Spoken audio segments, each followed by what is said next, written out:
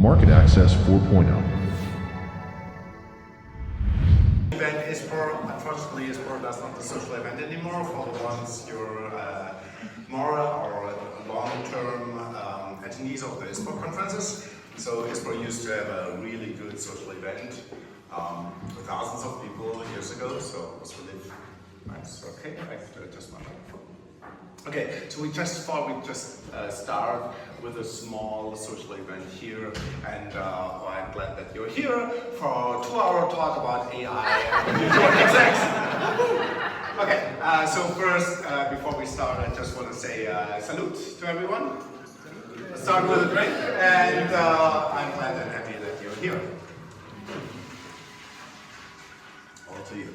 And now let me introduce your host tonight, which is Zavgorodnyi, and he's smiling. I hope you got the name right, from Helpware Tech. So he's our genius guy, tech guy behind our inventions. I'm from Mars. My name is Lutz, and we invented, for example, the logo, the dossier board, and he's the tech mind behind it. So if you're interested in tech, so you can talk to him. Then we have my good friend, Stefan Walzer, who's actually my boss. And he's the CEO of Mars and a long-term podcast host for the only really one market access podcast. So that's probably where you're well known in the world of market access, right? Yeah, you love that, yeah. Okay, and then we have Keith and Kevin. Kevin alone in Barcelona. Here's Kevin. Hello. Okay. Sorry for that joke. Nested Knowledge. So we met that guys in Atlanta. It's really a good cooperation because they're like that. They're really like into techness, and it's really good. They have a nice Nested Knowledge SLR AI-based search engine. So that's what it is. Yeah. So they will show you if you come tomorrow to the booth. Exactly. So then we'll get more there. They come from the US, so give them also a warm welcome. And then, last but not least, the girl in the round here of the boys is Catherine Bacon from Fingerpost Consultant. Long, well-known experience in market access, global, also with acquiring companies. So happy to have you all here and give them a warm welcome.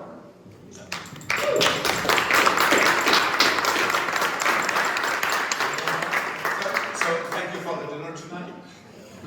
Okay, but let's just start with the topic. It's about, well, AI, market access, what comes next? So my first question is actually, Catherine, what do we have now? So we're actually quite early in our journey with AI. We do strategic global market access services. So research, insight, strategy is where we focus. And we start very early. Now traditionally, like a lot of consulting companies, we bring in expertise. We work with a lot of really senior executives who have launched product after product. We have our research teams, and we gather insight from players. Now, we are now moving into AI, so we're actually a lot earlier than these guys in our journey. And we're starting to explore this, and we're very fortunate. We're based in Manchester, which is part of the Greater Manchester Growth Hub, and through that we can actually access quite a lot of funding through the government to innovate with AI. So we've started on this journey, so trying to look at how can we make our services more efficient, bring down the cost of delivery, and make sure that when we get to launch, it's really lean and really efficient.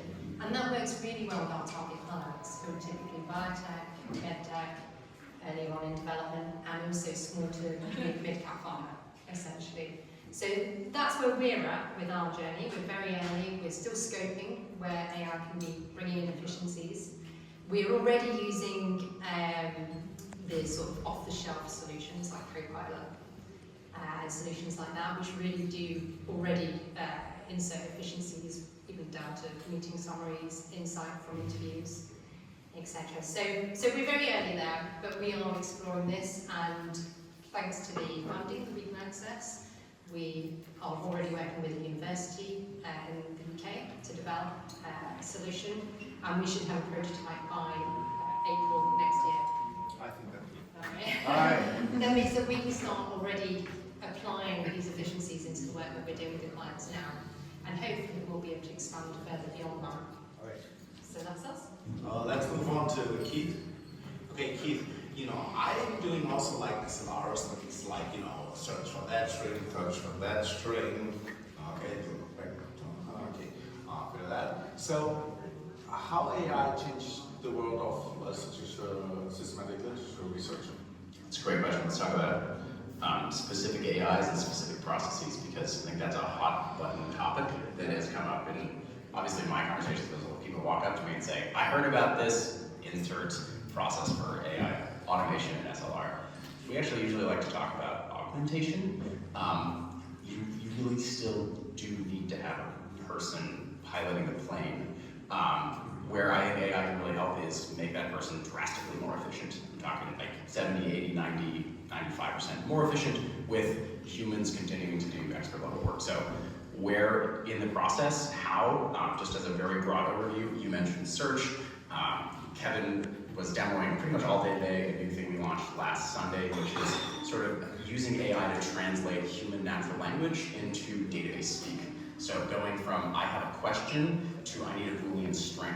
And we all think in natural language, English, German, Dutch, whatever. Databases think in Boolean logic. So an AI can sort of be the intermediary. The human's still driving the boat, but the AI is translating that.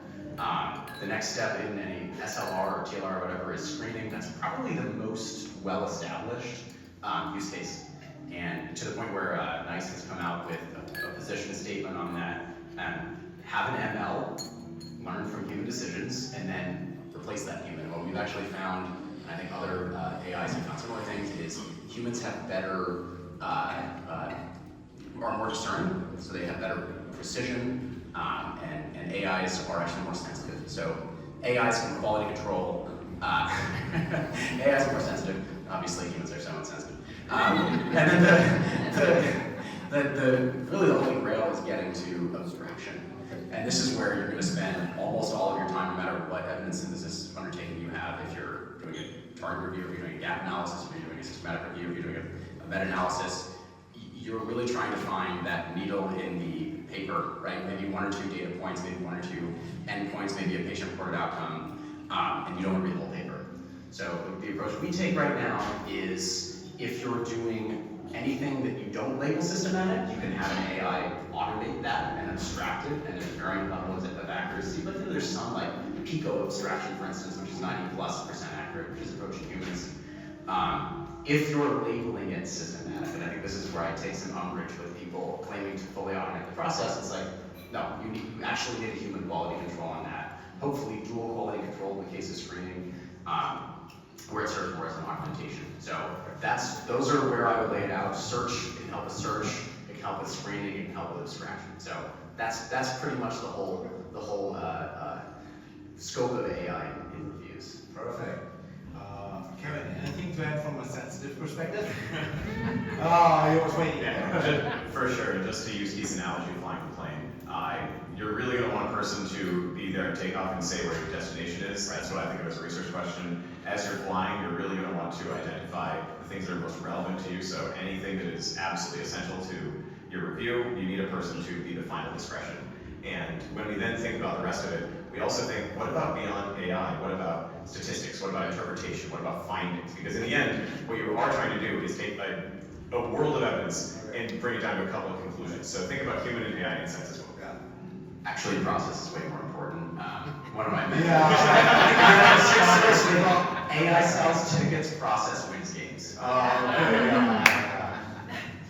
So we go Rather the defensive to the offensive, and we have Stefan now here. I mean, we had the idea of like the automatic Dobu bot or dossier bot, right? We invented, so really cool thing. We have the Cubo and Waffle, which is automatically objective handling bot. So I mean, I just had a deja vu of what Kevin said, right? We had experienced the same, right? We really take off. And you are sensible or? No, about the takeoff and the journey. Yes. Yeah, I think important is probably keep in mind what the whole theme for tonight is, right? So AI, what's next, right? I think we were discussing already about early market access planning, where We are also already a bit on some of the tools. You have the SLR, which is obviously a key component in whatever we're doing, right?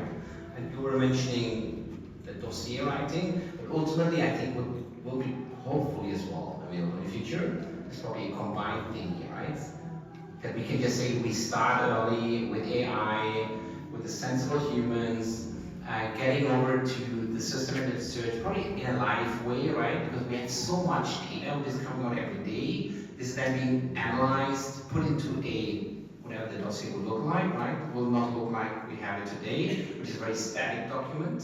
But I think that's probably as well something what I would envision as well for the future. Of course, we need to take what we have now. I think the language models have taken off for quite a bit in the last couple of days, months, years, whatever you want to call it, and take it, right?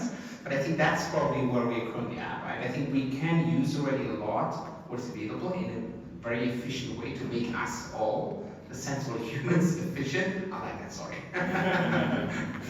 And then basically use that really, that we are getting more again back to the point to really to think about the strategy, to think about the data, to think about how to communicate as well to payers or to any other kind of stakeholder. And I think that's key as well, where I think take the technical bit, use it optimally in order then to really spend the time where we should spend the time. And I think the other point, very quickly, Lutz, because I know where you want to go. Obviously, that's a key thing because we've got it ready. I think you did that as well with your brother, right? I mean, you're not my brother, but you know. No, I think the important thing is also thinking obviously about a secure system, right? Because we all know, I mean, uploading clinical study reports, protocols, and the like, I mean, that's really sensitive, right? And that's, I think, what we always as well have had in mind, because otherwise you could also simply use ChatGPT or Gemini or whatever you want to use, right? And that's, I think, Alex, where we had a lot of discussions for some of the platforms we have developed. So make it really technically also sensible and obviously secure. So now you can come up with the question list. Yeah, you already took my bridge to Alex. So, Alex, just from behind us, just for what we like. Talking about, you know, Helpware and technology and the security. So, how secure? My first question to you is, how secure is AI currently? If you look at our products or so, and what's like the future of AI? I mean, it developed so fast. I mean, during COVID, there wasn't a lot of AI around, and suddenly it's like 4 years later, we're in a new, you know, how is it, a new century, new millennium, right? It's just another world. Suddenly everybody, the computer talks to me back, like, you know, and it makes sense what Siri talks to me back, right? It's not like the Alexa before 10 years ago or something. What can we expect? Got it. Thank you very much for a very good and diverse question, starting from the security to the future vision. So, on the security, yes, a lot of people are afraid of using AI currently, and I think it's one of the biggest obstacles in AI adoption, because you need to upload your data somewhere you do not control, somewhere in the cloud, and you do not know what large language model can do with it. And this is absolutely correct. Large language models are very complicated, so even developers of them cannot predict all the results.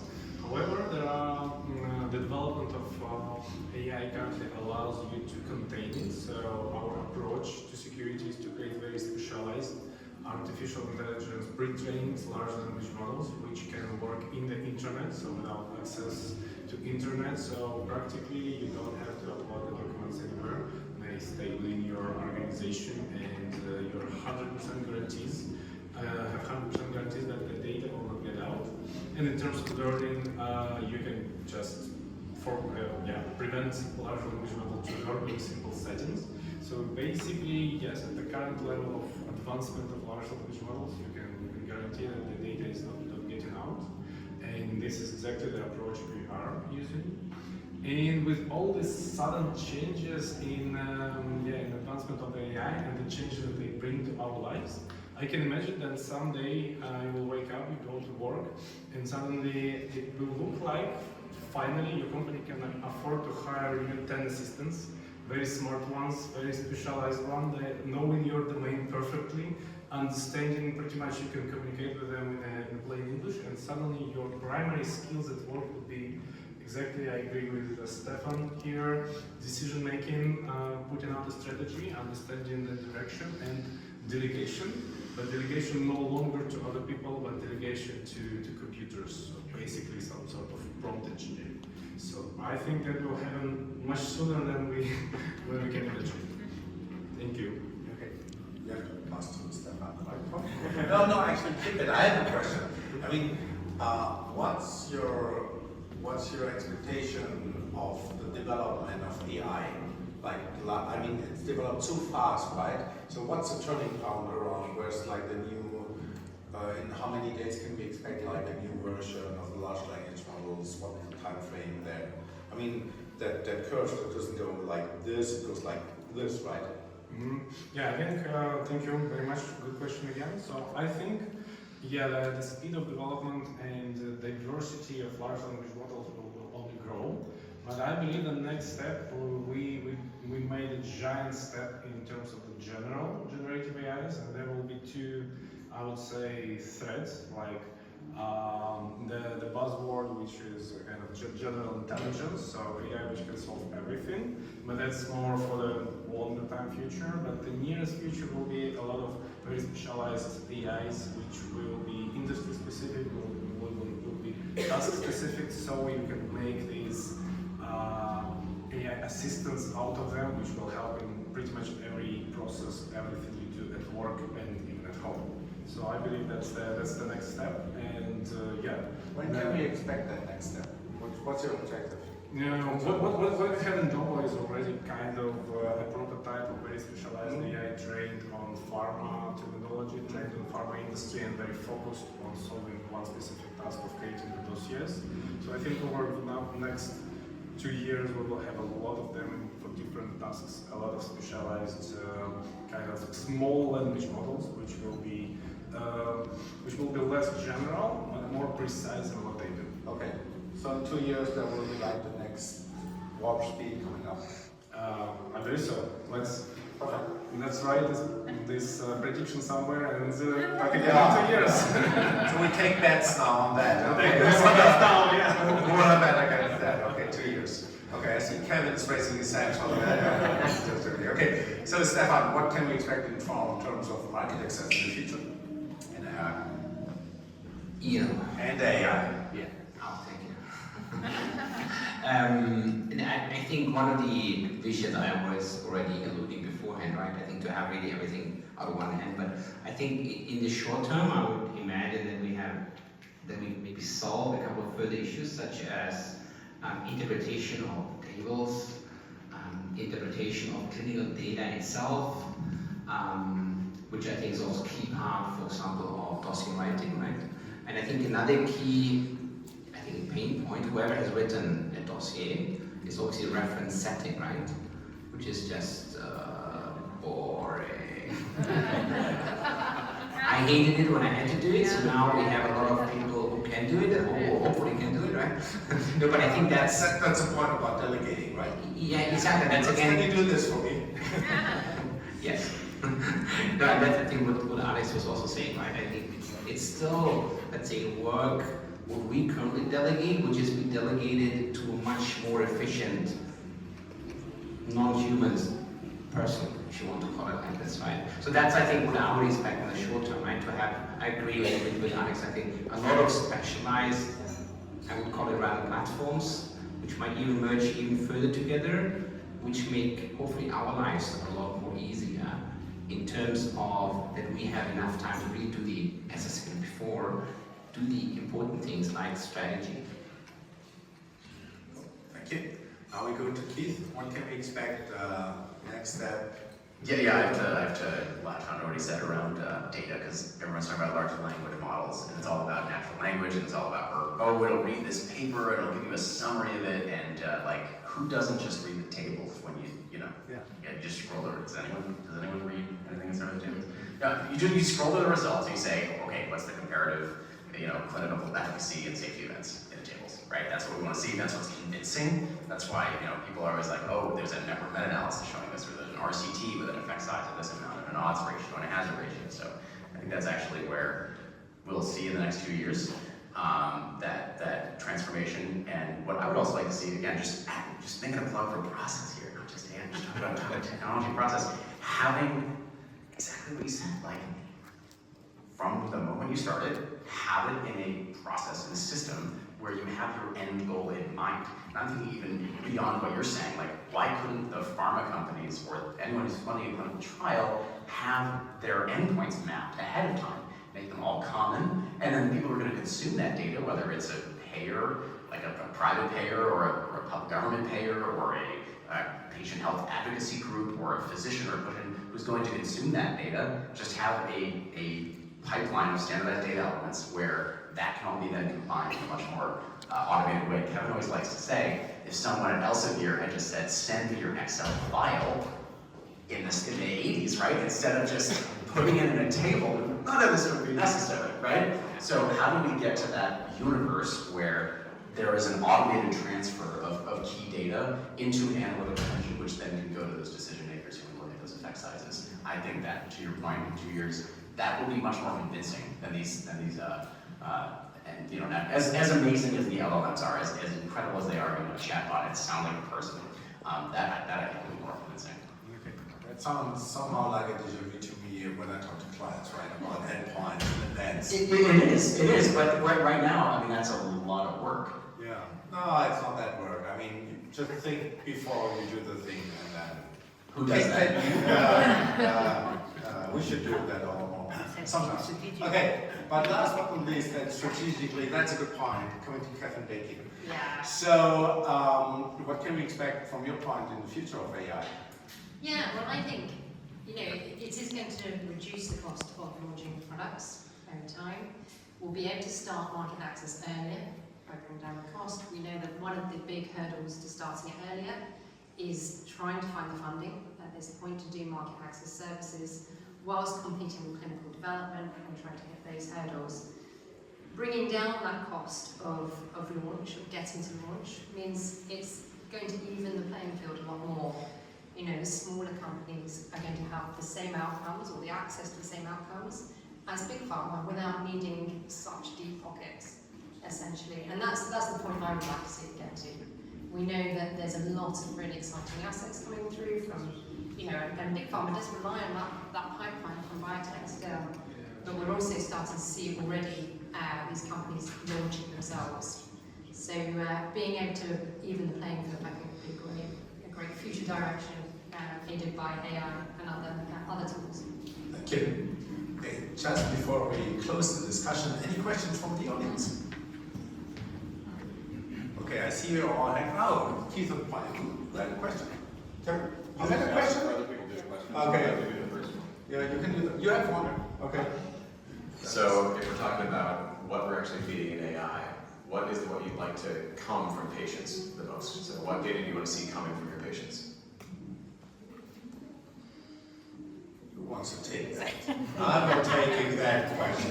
I'm no doctor, I don't have any question. Well, Alex is out of that topic, so. Sorry, what data do you want to see coming from patients? Yeah. I mean, we obviously, we're really advising a lot of companies to invest in patient-relevant outcomes, PROs, health-related quality of life. So anything that sort of assists with the collection of those data, the analysis of those data, obviously are really beneficial. The key outcome measures that essentially lead into that value story. So from my side. I would say longitudinal, and I mean that kind of in a very broad sense. Like I think there's a limitation for your, I don't want to say effect size, but your how many conclusions you can draw from acute data reporting, which is so much of what is collected in the literature right now. So something longitudinal, I think, like tokenization has become a really big buzzword, and I'm not even sure that's the solution, but something where you can track them across a longer time span and really get the richness of data is more important than I think having as much data. Longitudinal. Yeah, I would disagree. Probably just record it daily or per minute or whatever. I mean, take 5 years from now, and we'll be there. I mean, very simply. I mean, we all have all those Apple Watches or whatever where you can track everything. I mean, if patients are getting into clinical trial, I mean, why do we only get to know the blood pressure when you go to the doctor's office after 3 months or whatever? And that's what I always think about the YouTube data. Yeah, and you got a higher blood pressure because your nerves are blocked. And I was going to say that might bridge the gap between like my father's a clinician. He's run trials, and he just talks about the difference between the effects that you see in the RCT and what you see in the real world. Maybe that's going to go away. You know, maybe that will be a bridge. Yeah, good. Well, like a placebo effect, right? We all know. Okay, perfect. Any other question? Yeah, there's one other question. I don't know if the mic is working. Anyway, we will try. There's still some reluctance in using AI. What do you think can be done to increase the acceptance? Because, development is going on and things are possible, but if it's not accepted, then you can't use it. So, probably take it as the first. So, AI is a developing technology, and indeed it advances fast, and there are always early adopters. And sometimes this early adoption results in big disasters. Like it was in McDonald's was trying to adopt this AI drive-through assistance, which was a failure. So I think it comes naturally. The more success stories we have, the better it will be. And listening to all these early adopters, understanding what went wrong, and fixing it on the level of the technology, which big, large language model companies who create them already do. And I think, what to say, facts and success stories. I guess that's the most convincing stuff for the top management to decide to adopt the new technology in the corporation. So it always needs some time to ramp up. It always needs some time for these success stories to be created. But we are getting there. And in the HDA field? In a very conservative environment, you mean? Yes.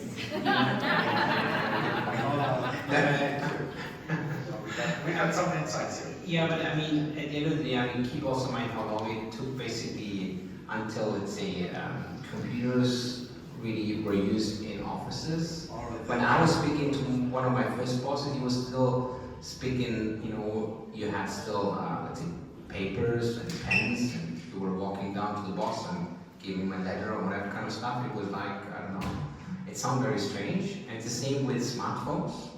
I mean, I can still remember that only the bosses got a smartphone, where, of course, why would you need it? Why do we need it now? And I think, otherwise I agree with Alex, and you need to have positive cases. I think also a bit of positive thinking, and just simply do it, right? Just try it. I mean, if you do not try it, you cannot learn from it. And I think just an important point, I always hear as well, hallucination. To be honest, if I think back when I was a junior, and if I would now read my first drafts, it would probably also read like hallucination sometimes, right? So make it simple. It's not hallucination, it's just the way language models currently can produce, and you should be able to read and think strategically about it, and then obviously correct it as well. It's the same thing what we already do, just with humans, right? FOMO, one body will say, well, NICE came out with their AI take, and then I bet others will follow. So I think it'll have less to do with the evidence, and it's going to be more to do with a social phenomenon. Great. I agree with these guys. I don't really have much to add to that. Okay, then I just stop here and ask, is there one last question? Yes, we got one last question. So we are almost in the middle of ISPOR. So I know these guys are maybe just interacting with many clients. How do you see the appetite of the clients in ISPOR in terms of AI? How do you think that transformation is going to be likely in the next 2 or 3 years minimum? Okay, are we having carnivores at our booth. Stefan, some question to you. What do we have? Carnivores. You know, dinosaurs. Have a dinosaur. So how do they react on the AI? I mean, I would say I think the discussion we have also when we went to clients the last couple of weeks and months, I think was very positive. I think key things are still obviously, see, some of the IT departments are maybe a bit, I don't want to say reluctant, but obviously a bit of a middle, right? Which is somehow understandable. We discussed about the safety, security, and everything. I think sometimes we also hear about, I would maybe say more kind of old school thinkers, especially maybe, and I did writing, right? I was doing a lot of medical writing, but some of those medical writers are, that is still thinking the way they do it is of the future, which I still simply believe it's wrong. But also those people we can convince. I think you need to do those kind of use cases, show to them, tell them that they will still be useful. We still need all of them, but maybe we all need to as well in the way we work. I mean, it's the same as we did in the past, market access planning. I mean, we will not be reluctant, we will just do it in different ways. And I think that would be probably the key thing. Anything to add? Yeah, I was gonna say clients, companies are legal fiction as people, and I think the health economists are actually pretty pro. And then you talk to procurement and all your folks agree to get dash. So it's like which people in the organization, right? VP your site, researchers site. Oh my God, you're telling me I don't have to troll through all of this, but then you talk, like you were saying, you talk to procurement, you talk to anyone who's like involved with information technology, and they will ruin your dreams. Yeah, saying that health economics are really professionals is a really good closing words. A lot of people happy right now. Okay.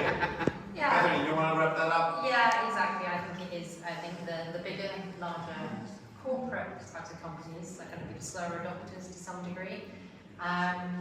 We see it with big consultancies. They are more worried about the challenges it brings. It's up to us as the smaller groups, the consultancies, to stay on the cutting edge and really push that narrative and explore it and bring new solutions. And we'll probably find that the clients that come on board are those that are of a similar mindset, that want to sort of do creative things, do new things, and adopt new approaches. Thank you.